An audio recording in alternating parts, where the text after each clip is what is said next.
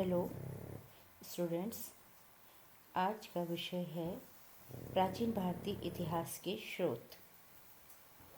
प्राचीन भारतीय इतिहास को जानने में जो चीज़ें सहायक होती हैं वो प्राचीन भारतीय इतिहास के स्रोत कहलाती हैं और हम इन्हें दो भागों में बांट सकते हैं, साहित्यिक स्रोत और पुरातात्विक स्रोत। साहित्यिक स्रोत जैसे नाम से ही पता चलता है, साहित्यिक स्रोत वो स्रोत हैं जो हमें साहित्य से अर्थात किताबों से, ग्रंथों से जो जानकारियाँ मिलती हैं। साहित्यिक स्रोतों को भी हम दो भागों में बांटते हैं। पहले है धार्मिक साहित्य, दूसरा है धर्मनिरपेक्ष साहित्य।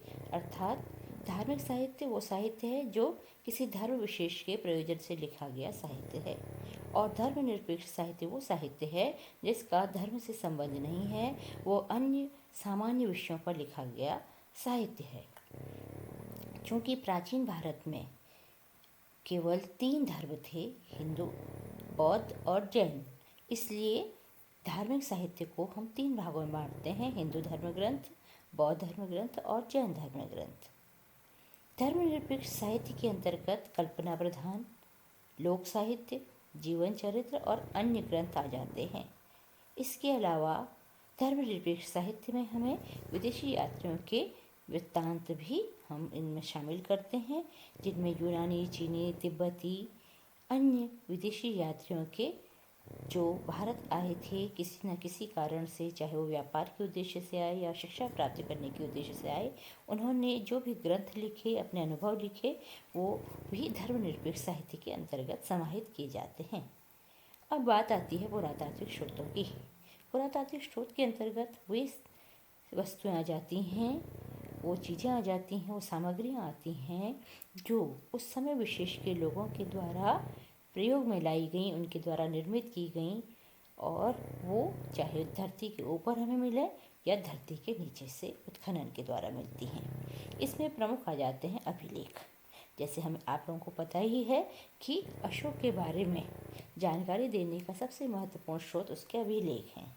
दूसरे आ जाते हैं स्मारक, जिन्हें मॉन्यूमेंट्स भी कहते हैं।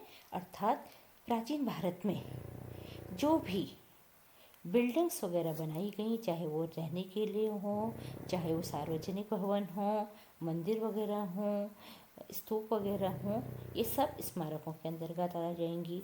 फिर आ जाती हैं मुद्राएं। मुद्राएं अर्थात प्राचीन भारत में जो विभिन्न राजवंश हुए, विभिन्न राजा हुए, उनके द्वारा जो मुद्राएं जारी की गईं, वो भी हमें किसी न किसी रूप में उस समय विशेष की जानकारी उपलब्ध कराती हैं। अगला आ जाता है पुरातात्विक स्रोत कलाकृतियाँ और बर्तन आदि। तो उस समय जब स्मारक बने, मंदिर बने, तो मंदिर अगर होंगे तो निश्चित रूप से उसमें मूर्तियाँ भी होंगी। तो उस समय जो है धार्मिक प्रयोजन से भी मूर्तियाँ बनाई गई, अन्य कारणों से भी मूर्तियाँ बनाई गई, सामान्य लोगों की भी मूर्तियाँ बनी।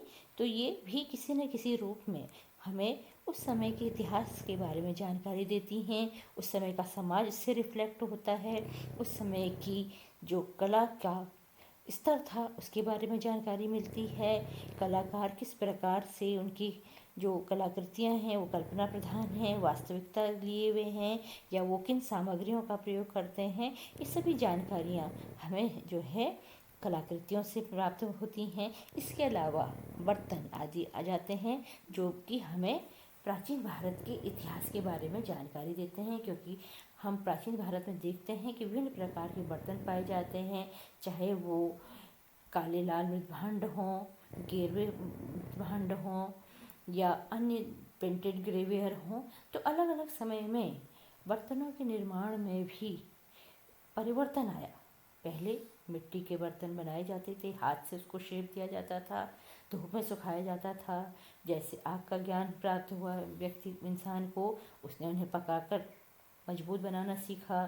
फिर उसमें विभिन्न प्रकार की कलाकारी की गई, अलग अलग प्रकार के ज्यामिति चित्र आदि बनाए गए। तो ये सब किसी न किसी रूप में समाज को रिफ्लेक्ट करते हैं, और उनका किस प्रकार से क्रमिक विकास हुआ, और विभिन्न प्रकार के अलग अलग जो टाइम पीरियड थे उसमें किस प्रकार से विभिन्न प्रकार के बर्तनों का निर्माण हुआ, कैसे क्रमिक रूप से उत्तरोत्तर विकास होता गया, इस बारे में जानकारी प्रदान करने में बर्तनों का भी महत्वपूर्ण योगदान है।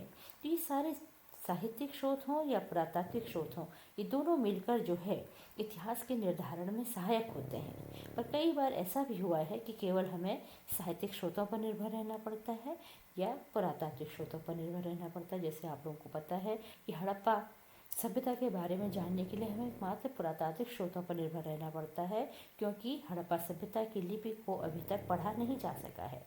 परंतु जहाँ पर साहित्यिक और पुरातात्विक स्रोत दोनों हमें कलेक्टिवली मिलते हैं, वहाँ पर इतिहास का निर्धारण करना आसान हो जाता है। तो हम यही कह सकते हैं कि साहित्यिक और पुरातात्विक स्रोतों के सामूहिक रूप से अध्ययन करने के पश्चात ही प्राचीन भारतीय इतिहास का निर्धारण जो है फैक्ट्स के आधार पर, तथ्यों के आधार पर किया जाता है। धन्यवाद। ठीक है।